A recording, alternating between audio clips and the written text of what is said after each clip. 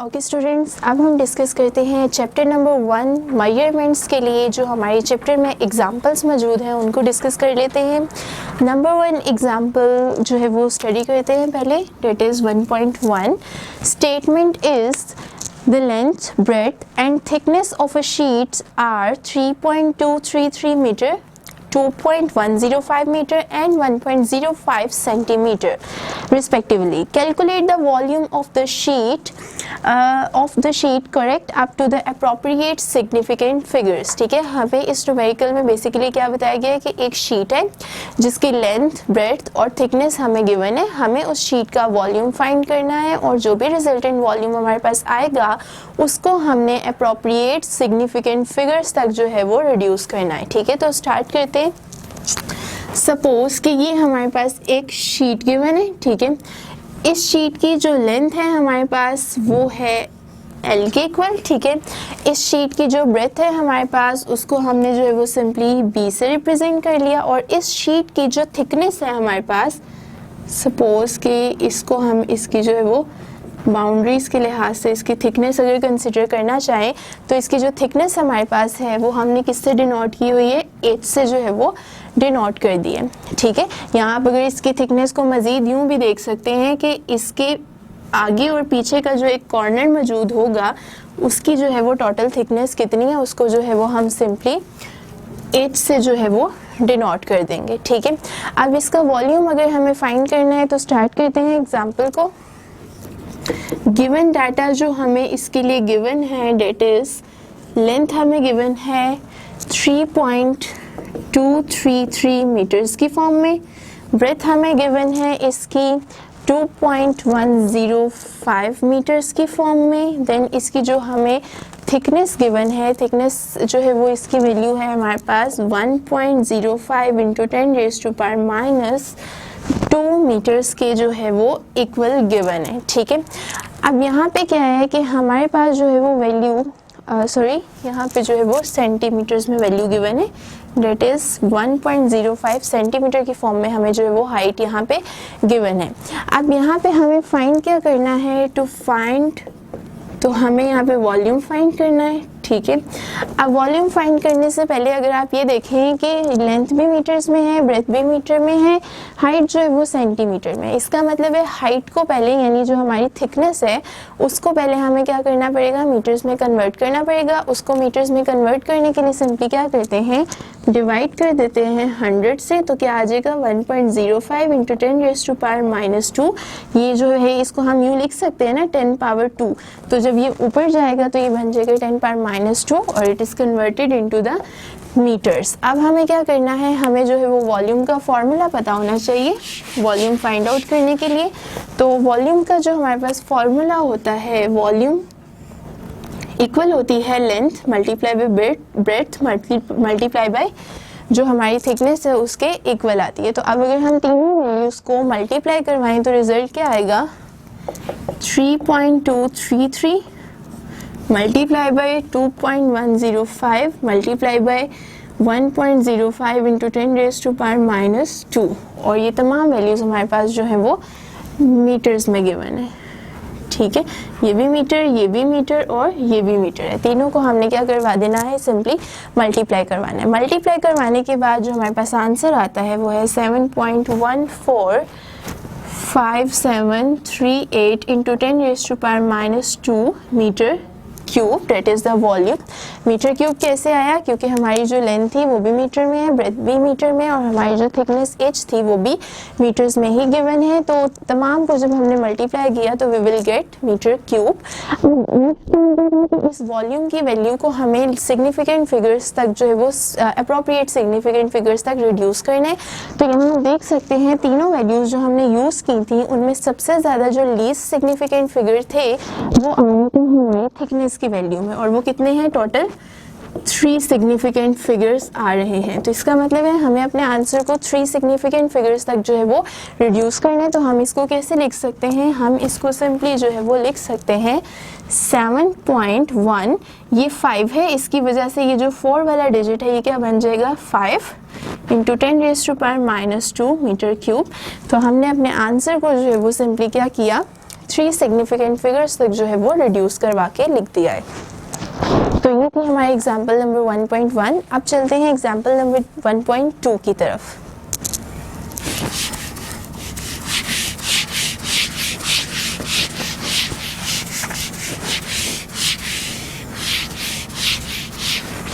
Example number 1.2 is the mass of a metal box measured by a lever balance is 2.2 kg.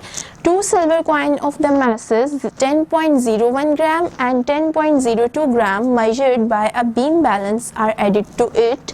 The total mass of the box correct up to appropriate precision। ठीक है, आपको क्या बताया गया है कि एक मेटल बॉक्स है, उसका जो मास है वो हमने एक जो है वो फिजिकल लेवर बैलेंस को यूज करते हुए मेजर किया, और जो मास हमारे पास आया है 1.2, उसको लिख लेते हैं साथ साथ। Given material given data is, जो मास हमारे पास आया है सबसे पहला वो कितना आया है, मास 1, इसको जो है वो सिंपली कह देते हैं m1। ये आया है 2.2 किलोग्राम्स की फॉर्म में, और ये मेजर किया गया है हमारे पास लिवर बैलेंस के थ्रू। नेक्स्ट जो हमने जो है वो मैसेस फाइंड किए हैं वो है हमारे सिल्वर कॉइन्स के मैसेस। एक सिल्वर कॉइन का जो हमारे पास मैस है डेट इज m2 ले लेते हैं, और वो है 10.01 ग्राम्स। ठीक है, और जो सेकंड हमारे पास सिल्वर कॉइन है उसका मैस हम m3 ले लेते हैं, डेट इज 10.02 ग्राम्स के इक्वल है। हमें फाइंड करना है टोटल मैस को, यानी इन तमाम मैसेस को हमें सम करना है, और रिजल्ट को हमें जो है वो लिखना है एक खास अप्रोप्रिएट प्रिसीजन की फॉर्म में, यानी एक प्रिसाइज रिजल्ट जो है वो हमें लास्ट पे देना पड़ेगा।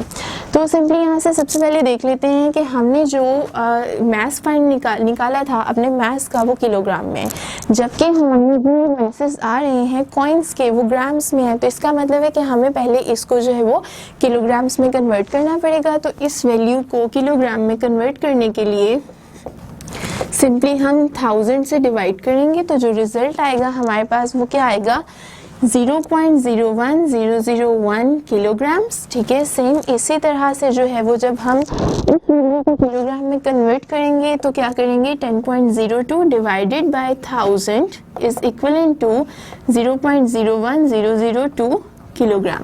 अब हमारी तीनों वैल्यूज जो है वो किस में कन्वर्ट हो गई हैं, केजीस में कन्वर्ट हो गई हैं। अब मैसेस को ऐड करना बहुत आसान होगा, तो ऐड कर लेते हैं।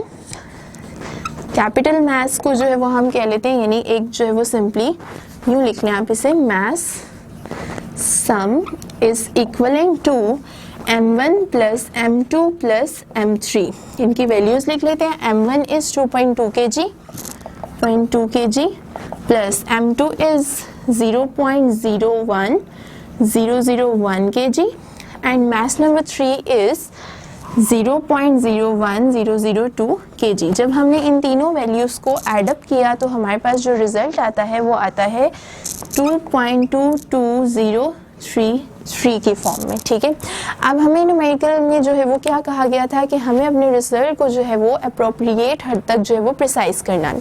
तो प्रिसाइज करने के लिए हम क्या करेंगे कि हमारा यहाँ पे इन तीनों को जो है वो जिन वैल्यूज़ को हमने ऐड किया था उनको देखते हैं और ये चेक करते हैं कि तीनों में से सबसे प्रिसाइज वैल्यू कौन सी थी। तो प्रिसाइज वैल्यू वही होती है जिसमें लीस्ट डेसिमल प्लेसेस जो है वो मौजूद होती हैं। तो यहाँ पे तो हमारे इस डेसिमल के बाद 5 डिजिट्स आ रहे हैं, यहाँ पे इस डेसिमल के बाद भी 5 डिजिट्स आ रहे हैं, मगर इस वैल्यू में हमारे डेसिमल के बाद ओनली 1 डिजिट आ रहा है। तो मतलब क्या है कि सबसे प्रिसाइज वैल्यू हमारी है मैस 1 की, डेट इज़ 2.2 kg।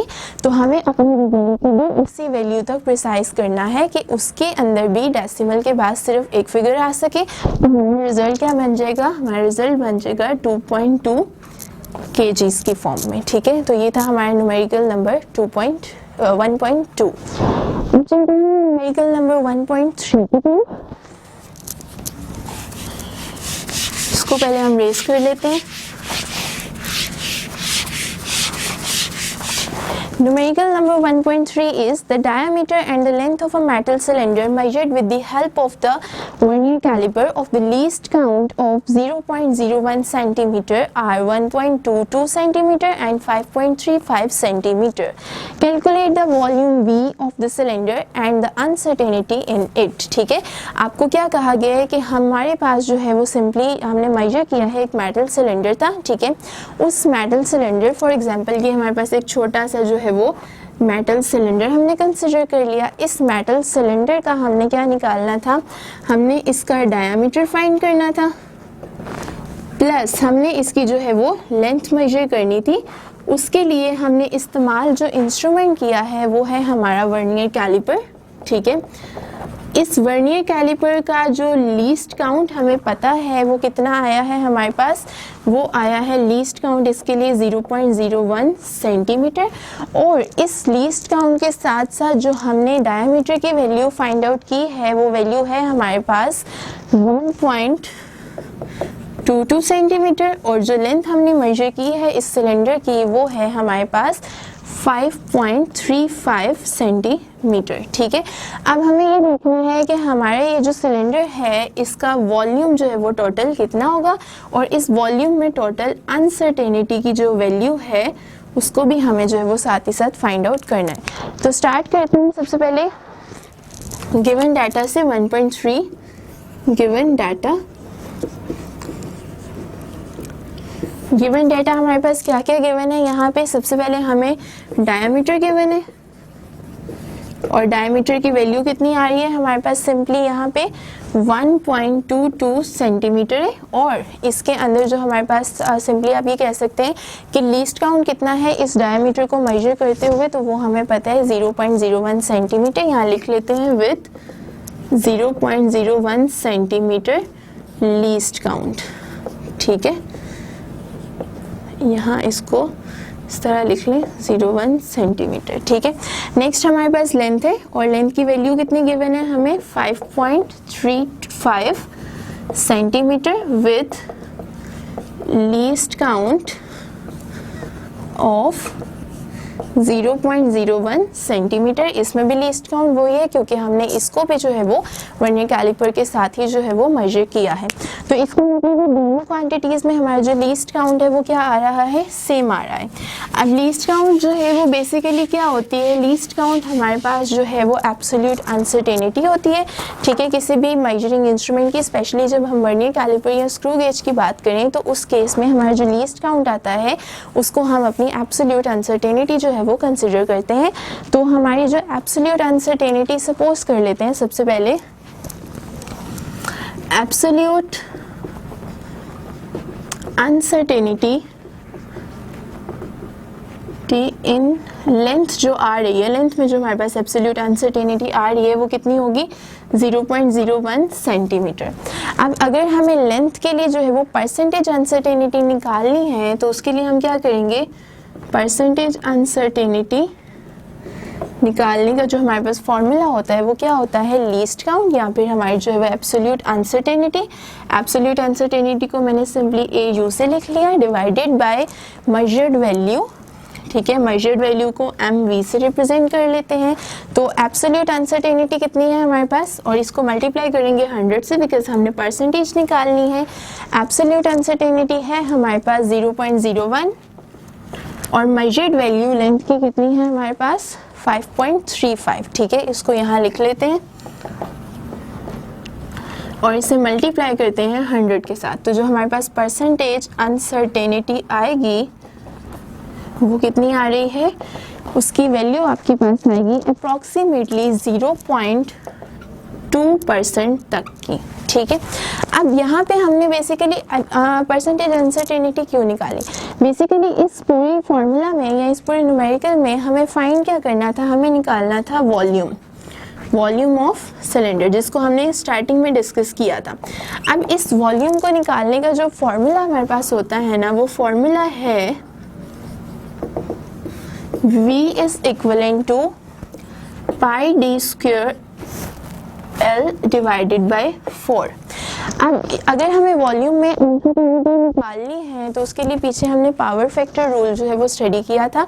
तो पावर फैक्टर की जब हमें अनसर्टेनिटी निकालनी होती है तो उसके लिए हमेशा हमें परसेंटेज अनसर्टेनिटीज निकालनी पड़ती है और फिर उनको जो है वो ऐड करना पड़ता है, तो हमारे पास टोटल अनसर्टेनिटी आ जाएगी वॉल्यूम के लिए। तो अब यहाँ पे हमें परसेंटेज अनसर्टेनिटी निकालनी किसके लिए, लेंथ के लिए। अब हम परसेंटेज अनसर्टेनिटी निकाल लेते हैं डायमीटर के लिए। तो सबसे पहले लिख लेते हैं कि हमारे पास एब्सोल्यूट अनसर्टेनिटी इन डायमीटर कितनी होगी, वो इक्वल है 0.01 सेंटीमीटर के, जो कि हमारे वर्नियर कैलिपर का लीस्ट काउंट था। ठीक है, नेक्स्ट अगर हम इसके परसेंटेज अनसर्टेनिटी निकालें तो वो क्या आएगी, simply equals to AU, that is absolute uncertainty, divided by measured value, that is MV। तो आंसर क्या आता है 0.01 डिवाइडेड बाय हमारे पास डायमीटर की जो ओरिजिनल मेजर्ड वैल्यू थी वो है 1.22 मल्टीप्लाई बाय 100। तो जो रिजल्ट आएगा हमारे पास वो अप्रॉक्सीमेटली आ जाता है यहाँ से 0.8%। ठीक है, अब जो फॉर्मूला की रिक्वायरमेंट है इस वॉल्यूम को फाइंड करने की, इसको हम रेज कर देते हैं। ये फॉर्मूला क्या शो कर रहा है कि इसमें दो पावर फैक्टर्स हैं, वन इज डायमीटर और एक जो है वो लेंथ है। ठीक है, अब पावर फैक्टर्स के लिए हमेशा अनसर्टेनिटीज ऐड होती हैं, तो टोटल अनसर्टेनिटी इन वॉल्यूम कैसे लिखी जाएगी, ये इक्वल होगी किस चीज़ के, आपके पास डायमीटर है और लेंथ है। डायमीटर यहाँ पे स्क्वायर के फॉर्म में है, इसका मतलब है 2 टाइम्स आपके पास आएगी परसेंटेज अनसर्टेनिटी किस चीज़ में, डायमीटर में, प्लस करेंगे हम लेंथ फैक्टर की जो अनसर्टेनिटी है परसेंटेज अनसर्टेनिटी उसके साथ। अब यहाँ पे जो लेंथ है उसके ऊपर जो अगर पावर देखें तो 1 है, तो इसका मतलब क्या है कि यहाँ पे हमारे पास 1 multiply by percentage uncertainty in length आ जाएगी। ठीक है, अब सिंपली 2 बाहर एज इट इज रहेगा। परसेंटेज अनसर्टेनिटी इन डायमीटर हमने क्या निकाली थी 0.2%। ठीक है, उसको जो है वो हम लिख लेते हैं, यहाँ से हमने जो है वो यहाँ पर हमने जो परसेंटेज अनसर्टेनिटी डायमीटर में निकाली थी वो है 0.8%। तो यहाँ लिख लेते हैं 2 multiply by 0.8% plus 1 multiply by percentage uncertainty length कितनी थी, डेट इज 0.2%। तो इसको सॉल्व करने के बाद यहाँ क्या आएगा 1.6% प्लस 1 सिंपली यहाँ पे आ जाएगा हमारे पास 0.2% और इनको ऐड करने पे हमें मिलेगा 1.8% जो है वो टोटल वॉल्यूम में अनसर्टेनिटी जो है वो आ रही है। तो ये हमने वॉल्यूम में अनसर्टेनिटी का फैक्टर यहाँ से निकाल लिया। अब हम ये देखते हैं कि वॉल्यूम की एक्चुअल वैल्यू जो है वो साथ ही साथ कितनी आ रही है, क्योंकि हमें वॉल्यूम भी फाइंड आउट करना है। तो हम इसको रिमूव कर देते हैं और यहाँ पे वॉल्यूम की जो वैल्यू है उसको सिंपली फाइंड आउट करते हैं। तो वॉल्यूम जो है वो हमारे पास है pi d square l divided by 4। Pi is 3.14। ठीक है, डी डायमीटर सिंपली कितना गिवन है हमारे पास 2.01 स्क्वायर और लेंथ हमारे पास सिंपली कितनी गिवन है यहाँ पे 5.35 स्क्वायर डिवाइडेड बाय 4। तो वॉल्यूम जो है वो हमारे पास कितना आ जाएगा, ये दोनों जो है वो सेंटीमीटर्स में थे।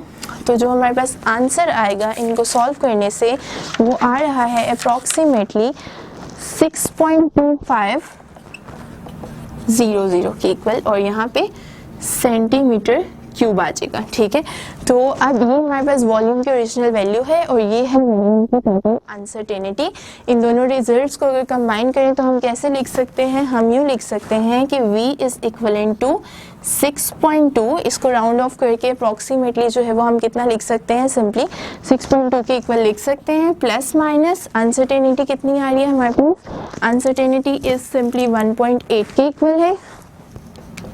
तो ये हमारे पास जो है वो वॉल्यूम और उसके अंदर मौजूद जो अनसर्टेनिटी है उसकी वैल्यू यहाँ से हमने डिटरमिन कर ली है। ठीक है, अब जो है वो हमारे यहाँ पे स्टार्ट होता है एग्जाम्पल नंबर 1.4, उसको डिस्कस कर लेते हैं। इसको रिमूव कर देते हैं हम।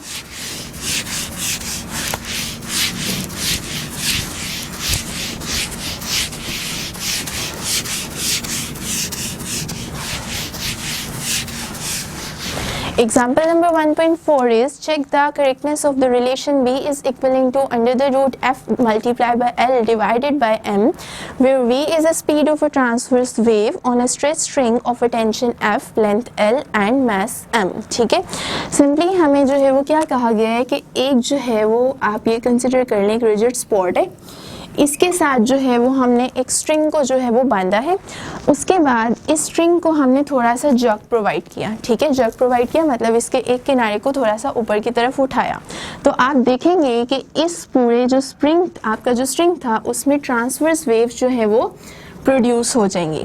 ठीक है, यहाँ पे क्या प्रोड्यूस हो गई, आपके पास ट्रांसवर्स वेव जो है वो इस पूरे स्ट्रिंग में आपके पास प्रोड्यूस हो गई। इसकी जो स्पीड है इन ट्रांसवर्स वेव्स की उसको हमने v से डिनोट कर दिया। इस पूरे के पूरे जो स्ट्रिंग की आपके पास जो है वो लेंथ है उसको हमने l कह दिया।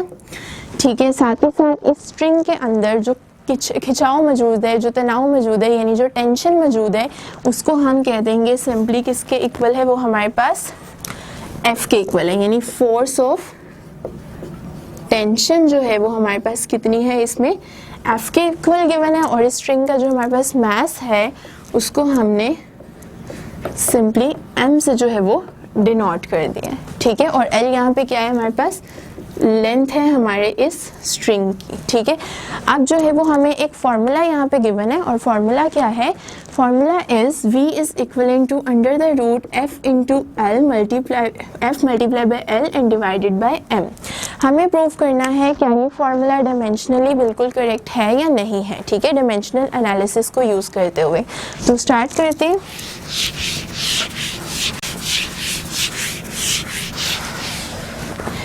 अब यहाँ पे सेपरेटली पहले सब चीज़ों की डायमेंशन लिख लेते हैं ताकि हमें आसानी हो। वेलोसिटी की डायमेंशन होती है LT-1, फोर्स की डायमेंशन होती है हमारे पास MLT-2, लेंथ की डायमेंशन होती है कैपिटल L और मास की डायमेंशन होती है कैपिटल M के इक्वल।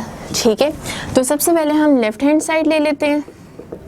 लेफ्ट हैंड साइड क्या है, सिंपली V, तो v किसके इक्वल आ जाएगा, इसकी डायमेंशन LT-1 के इक्वल आ गई। अब अगर हम इसकी जो है वो राइट हैंड साइड कंसिडर करें तो राइट हैंड साइड है under the root f multiply by l over m। इसको हम यूँ लिख सकते हैं f multiply by l divided by m, और ये पावर इसकी 1/2 के जो है वो बिल्कुल इक्विवेलेंट आ रही है। ठीक है, इसको इस तरह से लिखा जा सकता है। अब f की डायमेंशन अगर पुट करें तो वो क्या है, MLT-2, L की डायमेंशन हमारे पास कैपिटल L है, L, और डिवाइड किससे हो रहा है ये M से, और M की डायमेंशन कितनी है, कैपिटल M है हमारे पास। ठीक है, अब ये M इस M के साथ सिंपली क्या हो जाएगा, कैंसिल हो जाएगा, और बाकी क्या बच गया हमारे पास आ गया LT-2 मल्टीप्लाई बाय L और whole power is 1/2।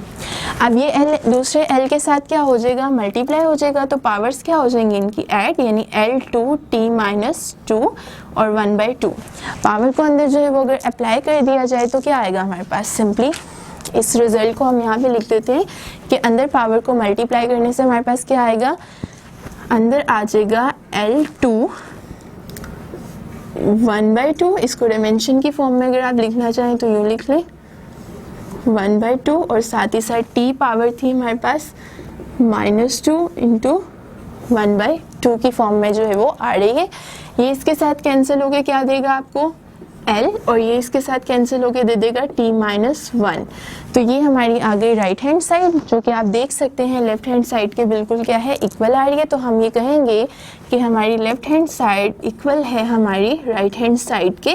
It means कि हमारी जो इक्वेशन थी वो डायमेंशनली बिल्कुल करेक्ट थी। तो ये थी हमारी एग्जाम्पल नंबर 1.4।